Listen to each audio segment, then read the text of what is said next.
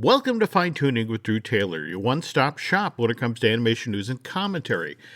Drew and I are recording this week's show on Monday, October 31st, 2022, Halloween. I'm going to treat myself to Wendell in the Wild when Drew and I finish recording today's show. That became available for streaming this past Friday, October 28th. It had its world premiere at the Toronto Animation Festival back on September 11th, and then a limited theatrical release just last week, starting on the 21st.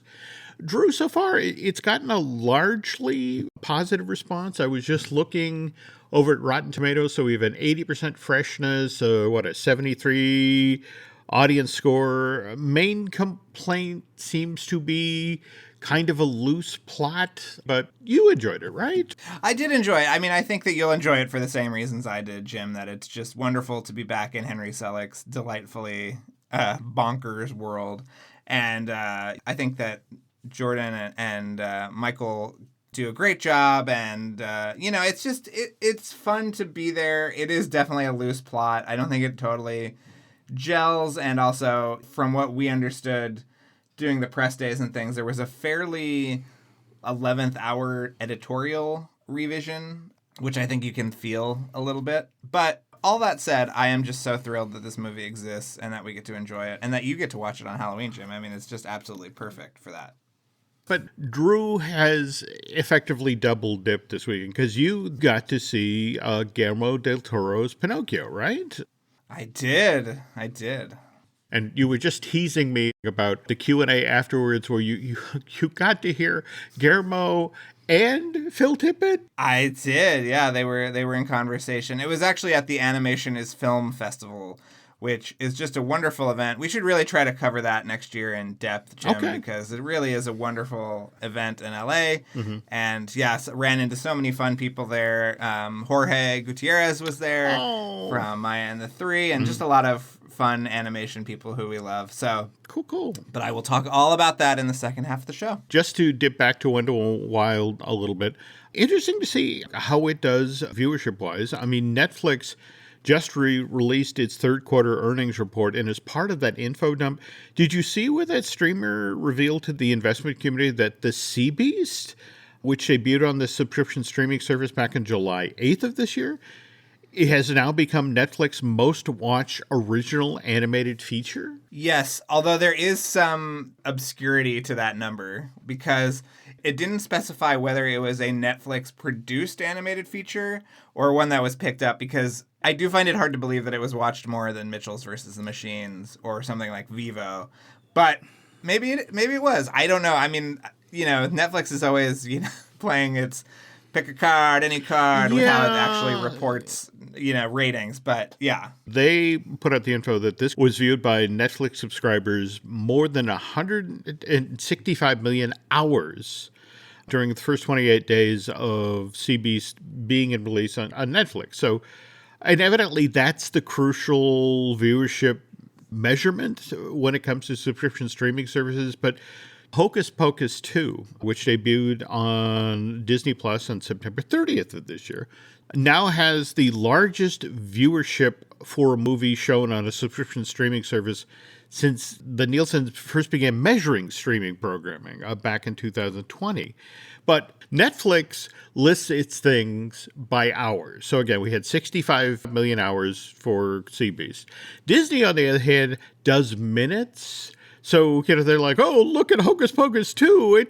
It was viewed 2.725 billion minutes worth of viewing. So it's like, can we just pick one unit of measure and stick with that? Yeah. But it's interesting because, what even counts as a view online is always totally shifting. Yeah. So I wonder if they're just trying to keep up with whatever the next kind of measurement will be, because it was like, well, if you watched a YouTube video for 3 minutes and it's a 45-minute video, that's still a view. But obviously, I think we're both super thrilled for Chris, and that movie is so wonderful, and I feel like so kind of under-heralded. As we march into award season, it's going to be interesting to see who Netflix selects to throw in the spotlight. And then given where you are now with the critic circle and that sort of thing, I'm going to be fascinated with your take on the inside game here as to who puts what up for which awards. Yeah, I'm going to be finding that out very soon. Yeah. Okay, because it was about this same time last year that Disney made the decisions about which songs it was going to walk out for the score for Encanto, and Bruno's cute, but let's go with that love ballad, the butterfly number, and it's like, okay, that bit us in the butt. Before we step off of Hocus Pocus. Hocus Pocus would appear to be an ongoing franchise at Disney. David Kirshner, the producer of the original film from '93, is now reportedly working with Disney Theatrical to turn Hocus Pocus into a musical for the stage. And the other one that I thought was really intriguing was Kathy Najimy, when she was out doing publicity for Hocus Pocus 2, said that she's campaigning for Disney when they do the inevitable Hocus Pocus 3, that this time it should be animated. In fact, ideally it should be stop motion, which I thought was kind of an interesting choice. I would love to see that. Yeah. I mean, if they have to do it sooner rather than later. They can't let another 35 years pass by. But yeah, that's a very polite way of putting it, Drew. Listen, we're all mortal creatures, Jim. We have a shelf life. We gotta, My sell-by date was many, many years ago. Okay, more animation news to follow, folks. But as always, the news portion of today's show is brought to you by Storybook Destinations, trusted travel partner of the Jim Hill Media Podcast Network. For a worry-free travel experience every time, please book online at storybookdestinations.com. And we were just talking about the next Hocus Pocus possibly being done, animated film. One hiccup with that plan was, according to what Bob Chapek said just last week during his appearance at the Wall Street Journal's Tech Live conference, Bob doesn't seem to believe that adults watch animation. Our fans and audiences put their kids to bed at night after watching Pinocchio, Dumbo, or The Little Mermaid, and then they're probably not going to tune into another animated movie. They want something for them. Chapek, in this part of his talk with Matt Murray, the editor-in-chief of the Wall Street Journal, is basically talking about the idea about how he's open to the idea of Disney Plus having some R-rated content, which would then potentially up the appeal of the company's subscription streaming service to the adult market. Also, it's worth noting here that there's a lot of the film library that Disney bought from Fox that's R-rated that, frankly, they can't do anything with yet, because, or at least on Disney Plus, at least in the States, because it's a family thing. We are now 2 years and a week out from the release of Deadpool 3, which is supposed to arrive in theaters November 8th of 2024.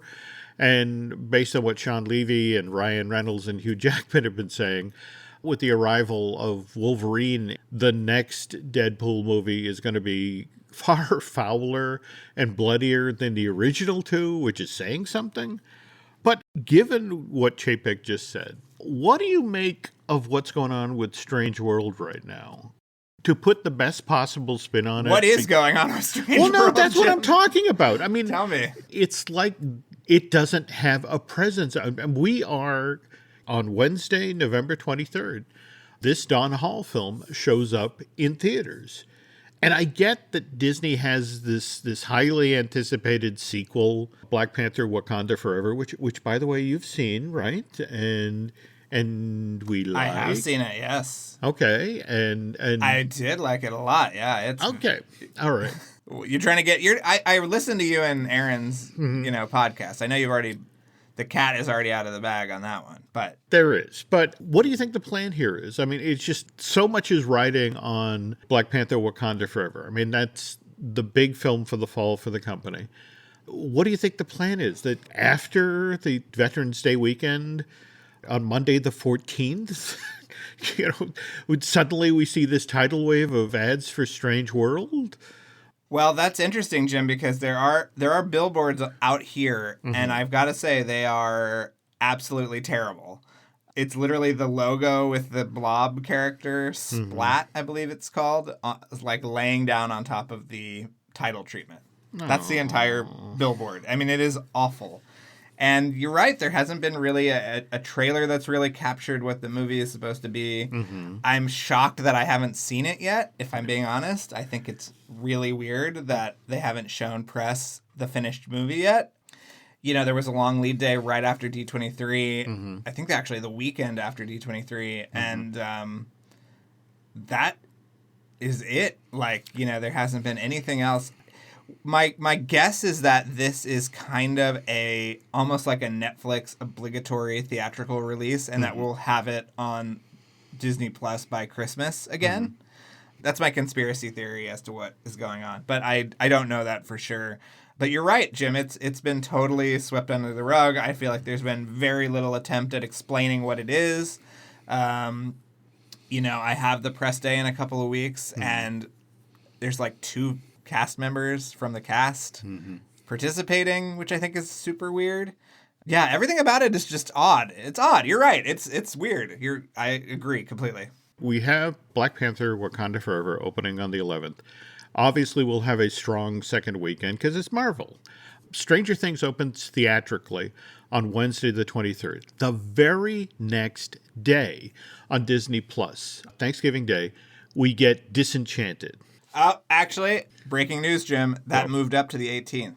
Oh, you are Disenchanted. You're kidding me. Really? So I just negated whatever point you were about to make. Wow. Just today did that drop? Or it happened, I think, like last week or something. But wow. Okay. Well, I don't know if that's a good thing or a bad thing now, because realistically, though, that does suddenly take some heat off of Stranger World, because I felt like it was in a vice between Black Panther Wakanda Forever and then Disenchanted. And now, at least it has, starting on the 23rd, it's not suddenly getting its knees knocked out from under it by Disenchanted. But that's also a lot of stuff to fight against, isn't it? Oh, yeah. And think about that. We have Willow at the end of the month. That's November 30th, I believe. We have the Santa Clauses is coming out in November. We have the Christmas special, the Guardians of the Galaxy Christmas special on the 25th. So your point still holds about that, Jim. Yeah. And obviously that'll take up a lot of oxygen. So it's tough. It's tough. I think you are right, though, about when it comes to what's going to happen with Stranger Worlds. I feel like, in a weird sort of way, this will be kind of an Encanto situation that, when it becomes available in December, probably right around Christmas, a lot of people will discover this movie then. I feel bad for Don Hall, the director of this, deserves better. This deserved a coherent advertising campaign and in its own time in the spotlight. And I just feel like it's going to be one of those, here's your hat, what's your hurry? It's like, here, we put up billboards in LA that are incomprehensible. What do you mean we didn't do anything?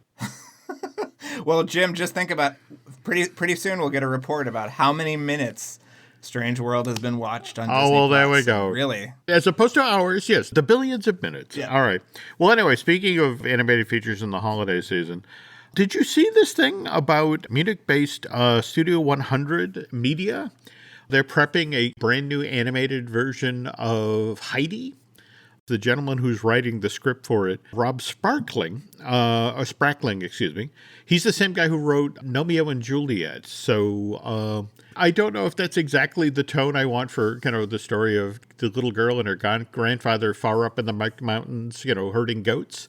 But that's supposedly arriving in theaters in 2024. And the other part of this, as you read down into the press release, one of the storylines for this film is going to be about lynxes. They were a Eurasian cat.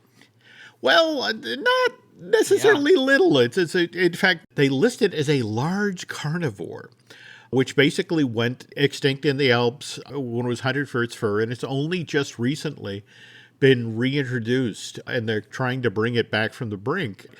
I'm not exactly sure how the whole lynx thing works in with grandfather and his goats. I feel like the animated Heidi that Miyazaki worked on, the animated series, is something that actually has more of a cultural footprint than people talk about. I feel like it was I've heard that it was localized for a number of countries in the 80s and 90s, and I remember. I mean, I don't know how I saw it, but I remember watching it somewhere. So it's interesting that there's going to be this new approach because I feel like the story does have a pretty important animated history to it. Yeah, and which I know you remember the animated show or whatever that was back in the day. I'm trying to remember if didn't the Sherman Brothers do One Swing at Heidi, Song of did Heidi, they? Heidi's Song, I think it was called. Well, again, they did a lot of stuff during those years when they were away from Disney. I mean, some of it was pretty good. The Charlotte's Web and the Tom Sawyer and Huck Finn films they did for Reader's Digest, and then there were other projects like, did you ever see their musical version of King Kong, which features Jodie Benson as the I'm blanking the name of the woman who gets held in Kong's hand for much of the movie, but oh yes, Claire, I want to say, okay, yeah, something like that. Okay. It was an animated film. My God, it was. Was it terrible? It was one of those things where you would go to Target or Walmart and there would be a copy, maybe two, on the end cap, and it just to the effect of, hey, if we're out of Little Mermaids, have you noticed that Jodie Benson is also in this, and, I want to be where the people are, where I'm not being held by a giant ape man, just sort of like, a lovely song for children.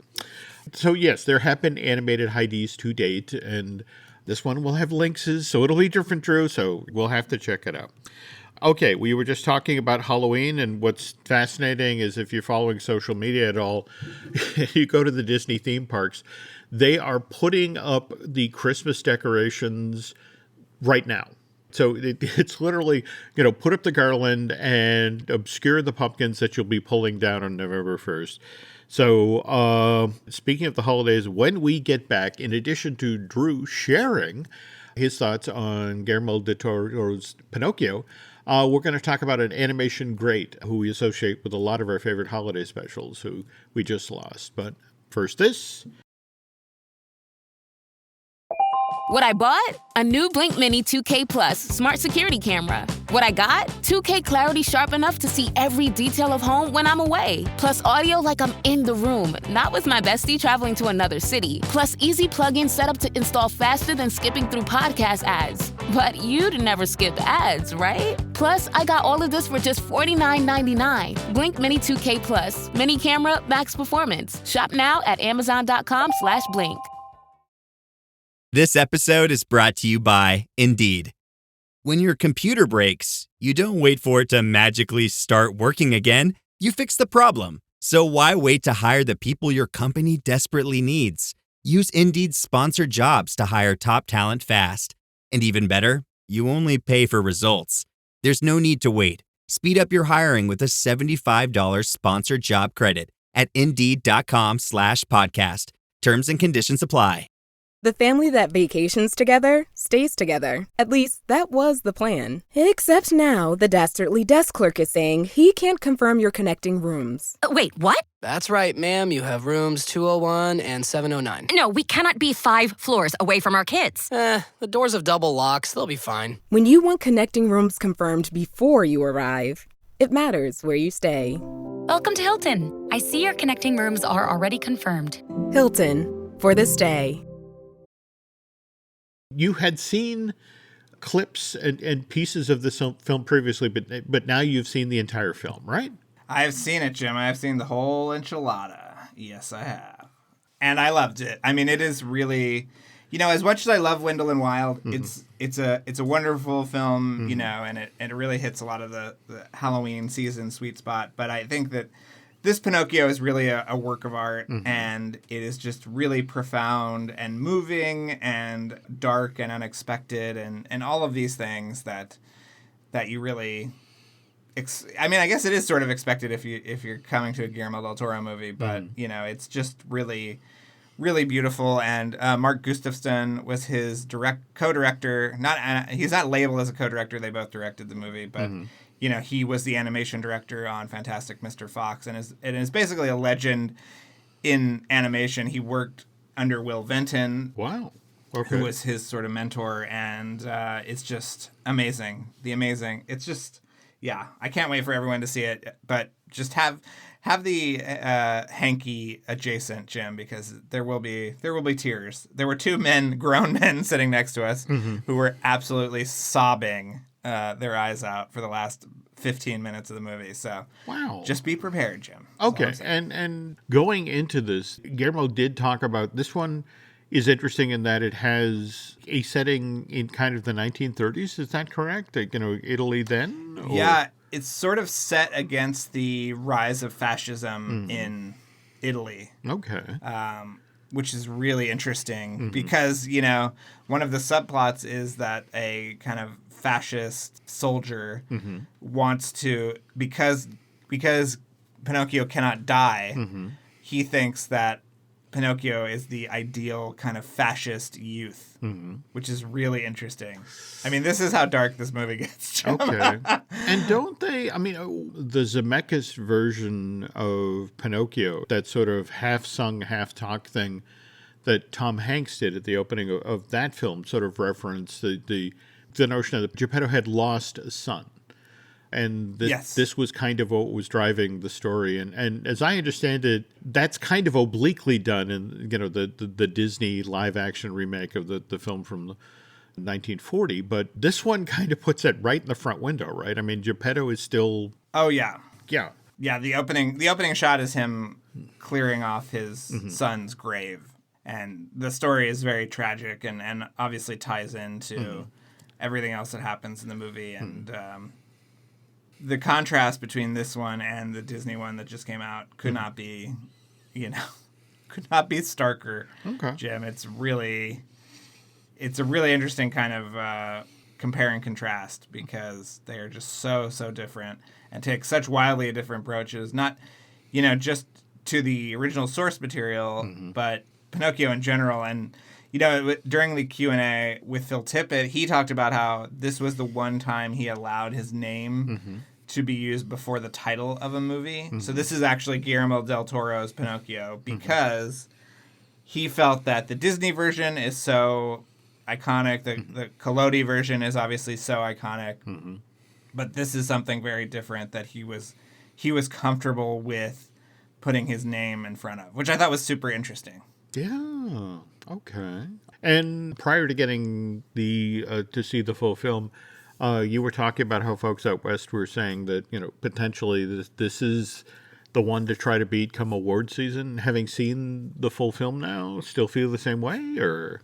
Yeah, I do. I mean, I think this is what will be interesting to me is that I feel like this could be in a number of categories. I feel like costumes, cinematography, editing, I feel like they could really go for that. And I feel like it's important for them to at least try because animation has been put in this box just like Bob Chapek just did of it's movies for kids and it's not. It's an amazing art form and they talked about how animation was really only put in that box when it started making money. Before that, animation could have been anything.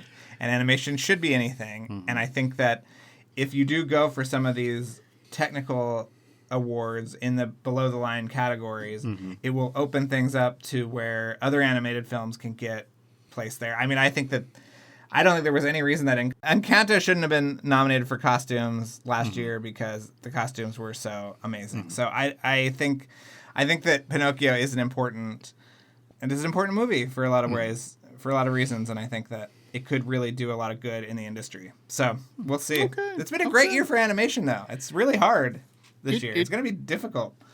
No, I agree. Speaking of the year being difficult, we've lost a number of folks just in the past. We were talking on the last show about Dame Angela Lansbury, and just this past week we lost Jules Bass. I'm assuming that all by himself that name doesn't ring a bell for a lot of people, but if you pair Jules with his longtime partner Arthur Rankin Jr., that name Rankin Bass, you'll know, because again that's the team behind best loved holiday specials like Rudolph the Red-Nosed Reindeer and Frosty the Snowman.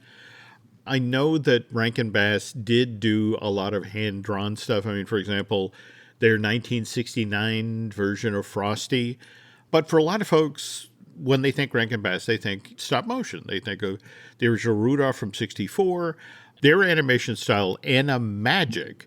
The way that worked is the projects were all boarded here in the States, and then the boards were sent over to Japan for animation, and at least for the stop motion stuff. It was a lot of dolls with wire armatures and again, the whole one frame at a time thing.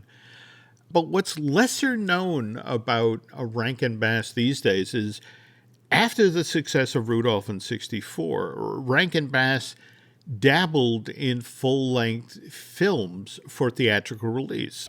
And there was one that was completely stop motion called Mad Monster Party. Have you ever seen this one, Drew? With they have yeah, I would put this on in the video store a lot during Halloween. I think as a movie, I think it really kind of pushes it a little bit. I mean, I think for 90 minutes, it's like how many kind of Borscht Belt jokes? Phyllis Diller. Yeah.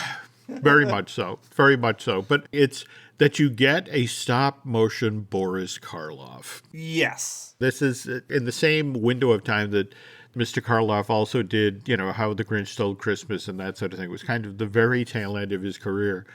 But you have Phyllis Diller basically doing her stand-up act. In fact, she plays the bride of Frankenstein, and she actually refers to Frankenstein a lot in the movie as Fang, which is what Phyllis used to refer to her husband in her stand-up act as Fang. It's one of those movies where, the gang's all here. I mean, Frankenstein's monster is there. Dracula's, in fact, they keep referring to it, the monster it, and when it finally shows up, isn't it King Kong?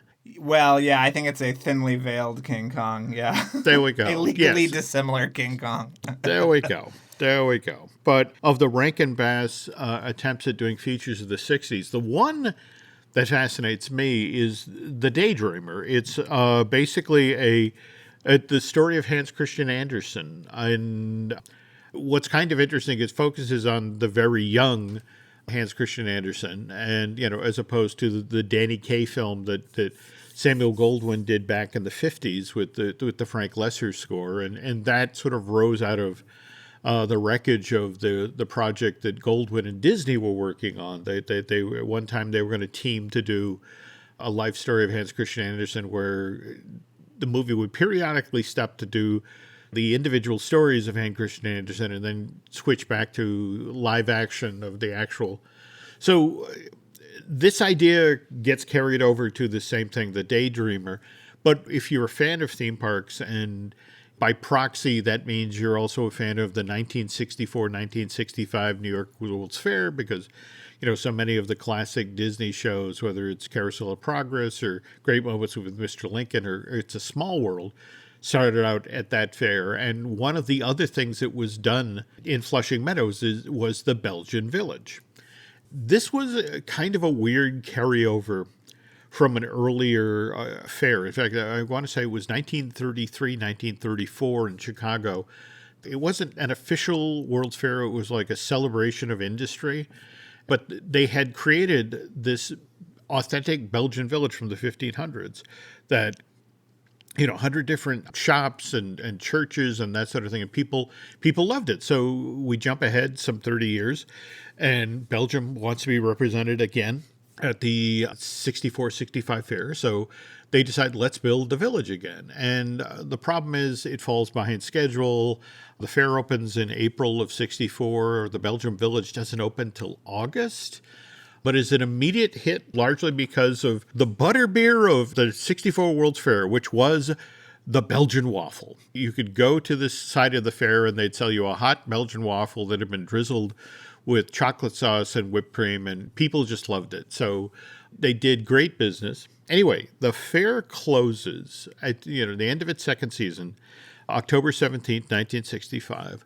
And the very night that the fair closes, somebody sneaks up into the 100-foot tall tower in the Belgian village and steals all of the bells out of the bell tower.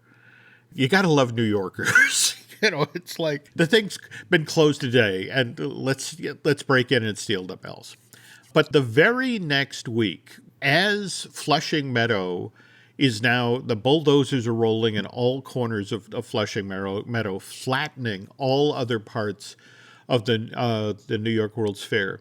Inside of the Belgian village, Rankin Bass has assembled a live-action crew, and they are shooting the live-action portions of The Daydreamer. So, they're pretending that, they're now in Denmark, and in fact, Jack Gilford is playing Hans's dad, and then it's this weird collection of performers, and they were clearly trying to capture a little Wizard of Oz magic because, for example, Ray Bolger, the Scarecrow from the Wizard of Oz, he plays the Pie Man from Simple Simon. He's walking through or dancing through the village selling pies, and then Margaret Hamilton, the Wicked Witch from the Wizard of Oz, she plays a customer of Hans's dad, who is a cobbler in this film, and he's like, "Shoemaker, where's my shoe?"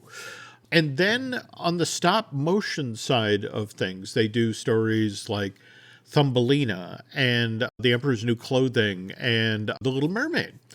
But Rankin Bass really leans into people we know from Disney. I mean, for example, Hayley Mills is the voice of The Little Mermaid, whereas her father, Triton, is voiced by Burl Ives, who made a bunch of films for Disney in the 40s, 50s, and 60s. Likewise, when we get to The Emperor's New Clothing, who's voicing that character but Ed Wynn? And when we get to The Tale of Thumbelina, who's back in the voice cast, but Boris Karloff again. Evidently, when Boris came in to voice Mad Monster Party, they also asked him, well, could you do the voice of the rat? The gentleman who's trying to marry Thumbelina. But, if you're a fan of theme park history, and by proxy that means you'd be interested in the 64 World's Fair, if you want to see what the Belgian village looked like right after the fair closed, it's very empty. It's interesting to watch all of these Broadway trained dancers trying to fill up these giant village squares, when there's only like 10 or 12 of them. But yeah, definitely worth checking out. And to slide back to Rankin Bass as a company, they were very forward-thinking. In fact, who is it who did the original Lord of the Rings movie? The same gentleman who did... Oh, was it Ralph Bakshi?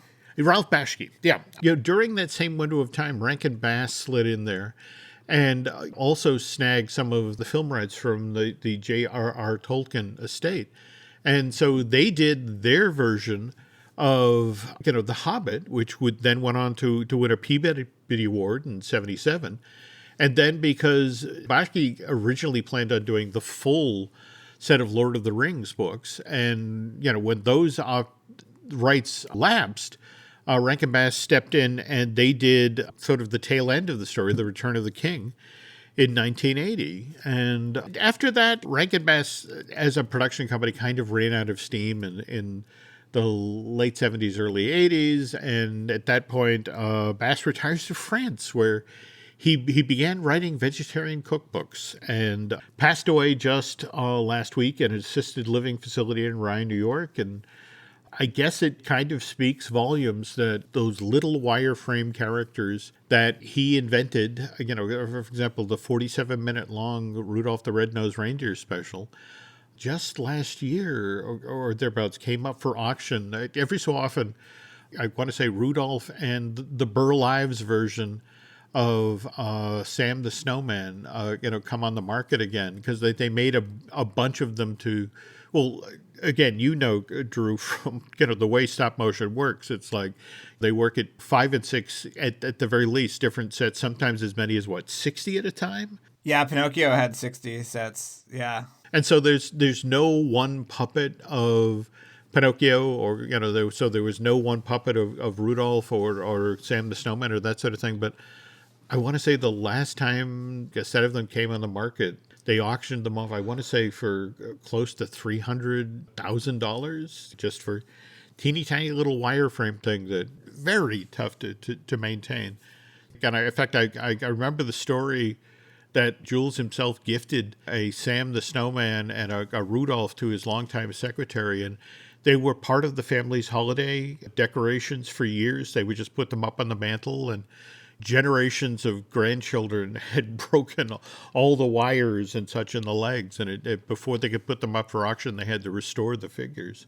Can I just give one Rankin Bass tidbit real quick before we go off of this? Yep. Mm-hmm. So you brought up the J.R.R. Tolkien work that they did, and that animation, the traditional animation, was done by Topcraft, which was a studio that basically predated Studio Ghibli, and they did all the animation for Nausicaa of the Valley of the Wind. Really? Yes. Wow. And Topcraft, after Ghibli was formed, they actually created, the same animators created Pacific Animation Corporation, which did animation for a bunch of Saturday morning cartoons that we've all seen, like Thundercats. And that studio was bought out by Disney in the late 80s to become Walt Disney Animation Japan.